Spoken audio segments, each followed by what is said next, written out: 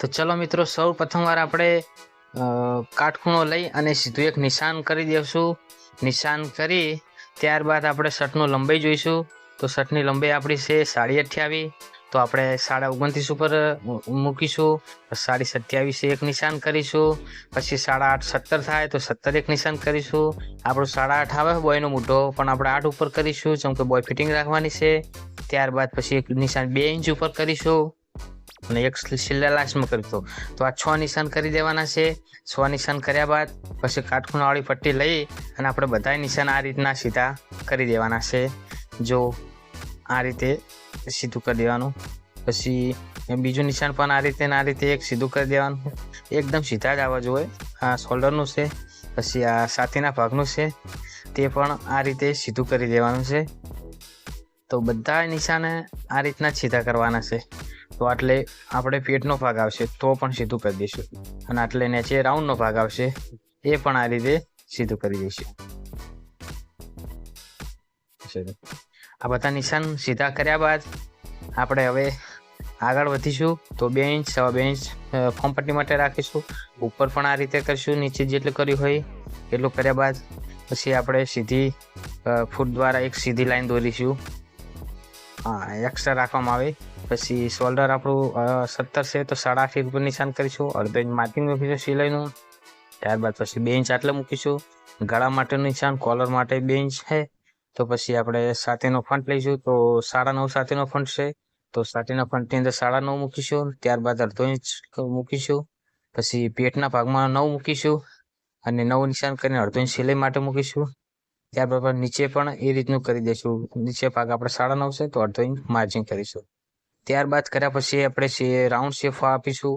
તો આ રીતનો રાઉન્ડ શેપ આપી દેવાનો છે. બોયના મોઢાની અંદર પણ આ રીતનો આપી દેવાનો છે. એ શેપ આપ્યા પછી શોલ્ડરનો પણ સીધો આપી દેવાનો છે. જો આ રીતે સીધો શેપ આપ્યા પછી ચલો આપણે કટિંગ તરફ જઈશું.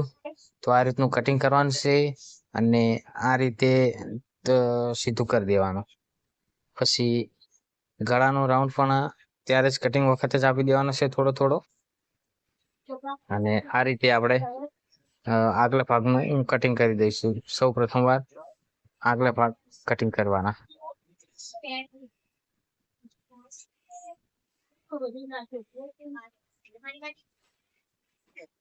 સીટના ભાગમાં પણ આ રીતનું સીધું હોય તો બુશર્ટ માટે આ રીતે રાખવાના આવશે અને ઓપન માટે આ રીતનો રાઉન્ડ પછી આપી દેવાનો છે.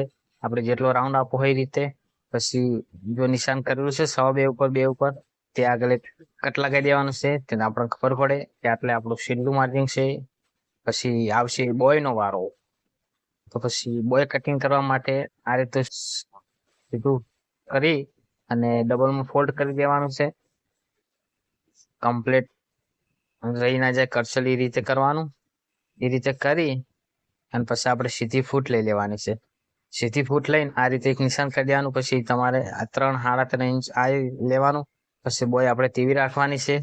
તો ટીવી આ રીતના મૂકી અને એક નિશાન નીચે પણ લગાવી દેવાનું છે આ રીતે.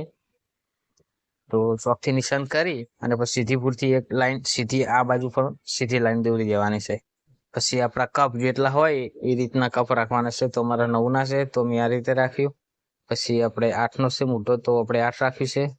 પછી એક રાઉન્ડ શેપ વાળી પટ્ટી લઈ અને એ રાઉન્ડ શેપ વાળી આ રીતે ફૂટ મૂકી અને આ રીતના દોરી દેવાનું. પછી આપણે કટિંગ કરી લઈશું. બે બાજુ કટિંગ કરીને વચ્ચે મિડલની અંદર એક કટ લગાવી દેવાનો. આ રીતના સરસ મજાનો એક શેપ આપી દેવાનો બોયની અંદર. જો શેપ ડાયરેક્ટ ના આવડે તો ફરમેથી પણ આપી શકાય છે. અને ત્યારબાદ પછી આપણે બોયને સરસ મજાની કટિંગ કરી લઈએ. આટલું કટિંગ કર્યા પછી એક ભાગની અંદર આપણે ખાડો આપવાનો આવે છે થોડો સાધારણ. તો આ રીતનો આપણે એક શેપ આપી દઈશું આગળ ફ્રન્ટ માટે. તો આ રીતનો કટ થોડો લગાવી દીધો છે. પછી 5 ઇંચ ઉપર એક નિશાન કરીશું. એ આવશે બોયની પિન પટ્ટી.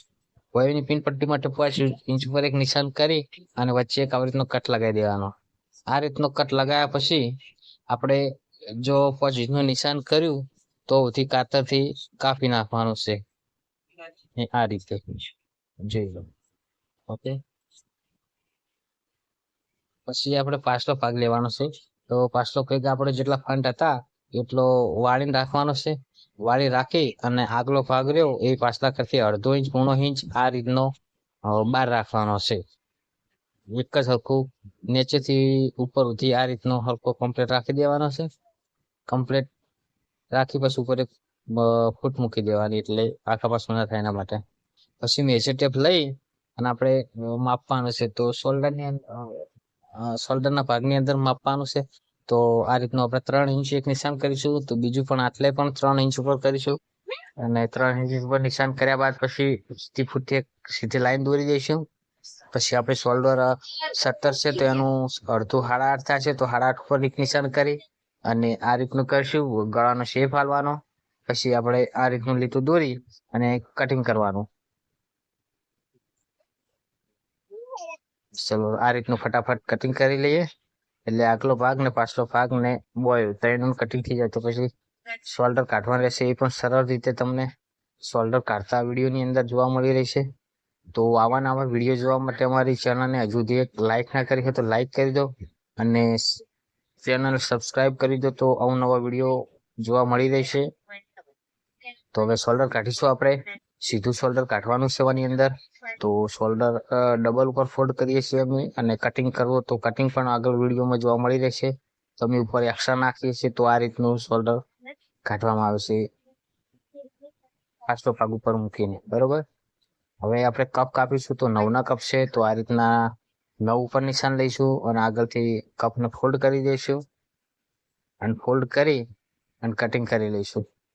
કટિંગ કરી અને પછી આપણે કટ લગાવી દઈશું આ રીતનો, બરોબર. હવે કોલર તો રેડીમેડ અમે કાપીએ છીએ. તો રેડીમેડ કોલરની અંદર આ રીતના જોઈન્ટ હોય છે. તો નોખો પાડી અને વચ્ચોવચ્ચ બે નિશાન લગાવી દેવાના છે, કટકા ટક લગાવી દેવાના. આ રીતના કટ પાડી દેવાની, એટલે મિડલ ટુ મિડલ આવી જાય. અને હજુ સુધી અમારી ચેનલને સબસ્ક્રાઇબ ના કરી હોય તો ચેનલને સબસ્ક્રાઇબ કરવા વિનંતી. જય માતાજી.